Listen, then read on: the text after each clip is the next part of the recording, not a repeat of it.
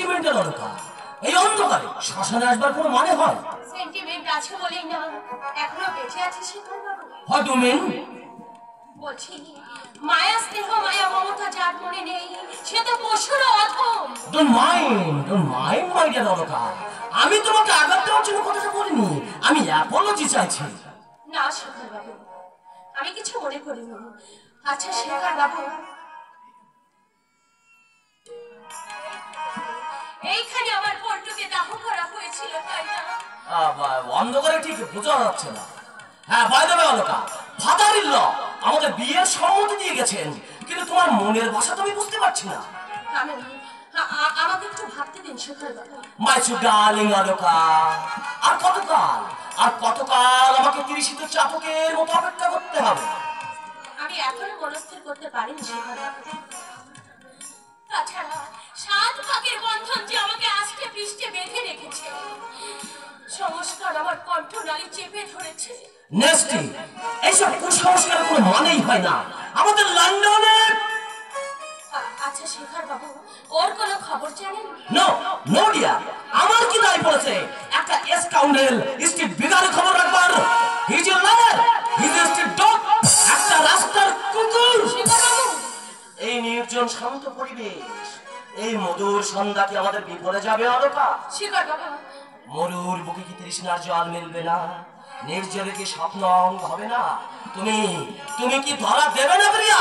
No no my sweet darling, আজ আমি কোনো কথাই শুনবো না, কোনো বাধাই মানবো না। তুমি শুধু আমার।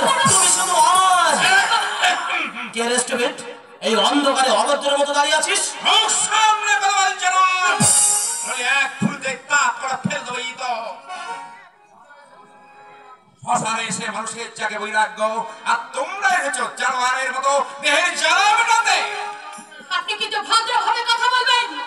বললেন মানে? ভদ্রভাবে?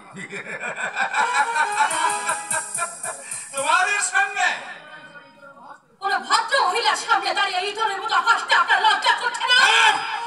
ভদ্র মহিলা, দামি দামি শাড়ি আর রকমারি গহনা পরলেই যদি ভদ্র মহিলা পাওয়া যায়, তাহলে বাজারে পাওয়ার ভদ্র মহিলা।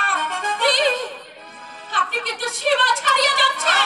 নাকি স্বামী জীবিত থাকতে যে নারী পরপুরুষের বক্ষলগ্নায় থাকতে পারে, আমার অভিধান একটা মাত্র সংজ্ঞা আছে, এটা হচ্ছে। আপনি থামুন। ব্রুট ইডিয়েট, ইতর কোথাকার। কি বলবো? তুমি যদি আমার বোন কিংবা মেয়ে হতে কোনো আত্মীয়, আরে চাপকে আমার প্রিয় চাপ আমি তুলে নিতাম। মারা ছেলে দুঃখ করে বিলাপ করছো, শুধু তাই নয়, সেই মন বলা দুঃখটাকে ফুলিয়ে খাবে এমন এক জায়গায় নিয়ে চলেছ যা খেসড়া দিতে হচ্ছে সংগ্রেসের মতো কি ঢাল ছেলেকে। আবার বড় গলায় করে বলছো বিভদ্র মহিলা।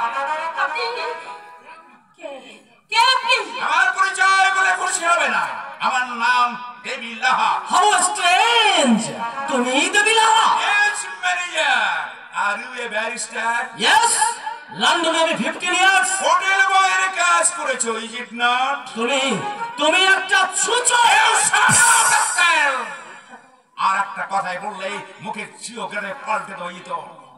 একটা মেয়ের তুৎপরতার সুর নিয়ে রন্ধ্রপথে শুনে প্রবেশ করেছে শয়তান। তোমাকে জ্যান্ত মাটিতে বলে ফেলবো। পাজি ছুঁচোবাদ বাস করে দেখা। আপনাকেও আমি সাবধান করে দিচ্ছি দেবী বাবু।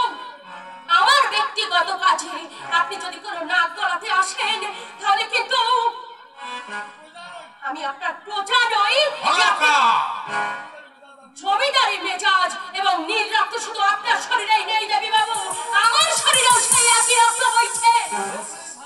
অশালীন ভাষা আমি কিন্তু আর সহ্য করব না। উত্তেজনার বসে যদি কোনো অশালীন ভাষা আমি ব্যবহার করে থাকি, তার জন্য আন্তরিক ভাবে তুমি বিশ্বাস করো। সমরেশের অবস্থা থেকে আর তোমাদের নীতি জ্ঞানহীন ব্যবহারে আমি মনের ভারসাম্য হারিয়ে ফেলেছিলাম। আমি তোমাকে ছোটবেলায় দেখেছি লোকা, শান্ত স্নিগ্ধ একটা মিষ্টি মেয়ে। আমার অনুরোধ লোকা, ওই সমরেশকে তুমি আগে যদিও বা সংশয় ছিল, কিন্তু এখন মনে একটু সংশয় নেই। আপনাদের মতো নীতিবাদী লোকেদের চোখে আঙুল দিয়ে দেখিয়ে দিতে চাই, এই সমাজের মেয়েরা শুধু পড়ে পড়ে মারি খাবে না, তারা রুখে দাঁড়াতেও জানে।